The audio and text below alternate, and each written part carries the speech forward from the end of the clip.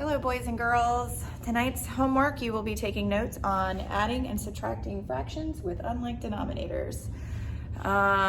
We learned in class today how to put fractions together that have the same denominator and why it's important that they are the same size piece. So finding a common denominator gets our fractions to the same size pieces that help us put them together easier. So in our notes tonight, we'll be looking at fractions where the denominators are not the same, unlike denominators. Bringing down, so we got some steps to follow. So the first step will be to find the least common denominator, also known as the, let me move this over, the LCD. Let me zoom out to make that make sense a little bit. The LCD means least common denominator of the fractions. In the examples we're going to be doing today, there will only be 2 fractions, but sometimes you may have 3 or 4 fractions and all of the denominators will look differently. So the way that we find the least common denominator, we're going to review when we do a practice problem. But after you find the common denominator of the fractions, and you create fractions that have the same denominator, you're simply going to go through the same process that you did adding fractions today in class. You're going to add the numerators or subtract the numerators, and then the denominators will stay the same. And then simplify if needed. Okay? So very simple steps. So let's look at an example. In the example here, I have 2/3. Make sure you can see it. I have 2/3 plus 2/5. So what you do is you take your denominators. This one is a denominator of 3, and this one is a denominator of 5. And you're going to make a list of your multiples. This is why in that spiral review, understanding multiples is very important because you're going to need it in fractions. So you write your 3, you write your 5, and then you just list your multiples. That's basically 3 times 1, which is 3, 3 times 2, which is 6, 9, 12, 15, 18, so on and so forth. Then you list your multiples of your other denominator, 5, 10, 15, 20, and you find the least common multiple. There are more than one multiple that numbers will have in common or our denominators will have in common, but we want the least to make sure that the likelihood of us having to simplify in the end is less likely. If you were to choose a different multiple that was bigger, then you will definitely be simplifying at the end of your problem. So this kind of helps make sure that that may not happen. The likelihood of it is less. Doesn't mean it won't happen, it's just less.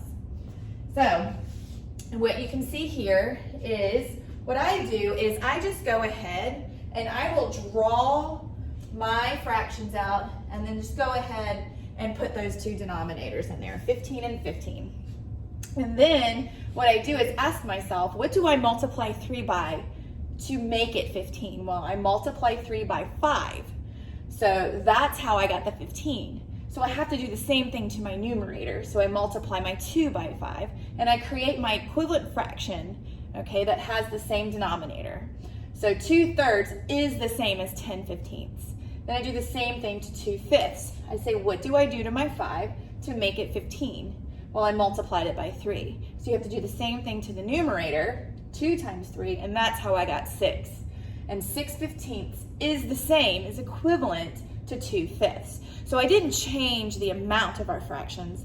We just made sure that both fractions have the same size pieces by creating an equivalent fraction. And then once you have that equivalent fraction, you can just add your numerators, which is 16, and your denominators stay the same, which is 15. And in this case, I could simplify this. I did not do that last step and simplify this in my notes, so we'll worry about that later. But let's go ahead and look at modeling this, okay? So here I have kind of worked out like what this looks like modeling it. So for me, modeling fractions, the bar models are the easiest for me. It's easier for me to kind of break them apart and do my best to make them equal size pieces. So here you see that I've had my thirds. So This is one bar model, and as you see, I have 1, 2, my original 3 sections. Might be really hard to see on these notes, but I tried to make it so you can see the original 3 equal size pieces. And then what I did to each of those equal size pieces to make it 15, okay, so that you can see that I made my thirds into 15ths, I took them and cut them into 5, each of my thirds into 5 equal size pieces, multiplied them by 5, and I got 15. So, and then you can see that 2/3 is the same as 1, 2, 3, 4, 5, 6, 7, 8, 9, 10 15ths. So it's just a way to model it, because we're real big in modeling in middle school. So you gotta embrace it, love it, okay?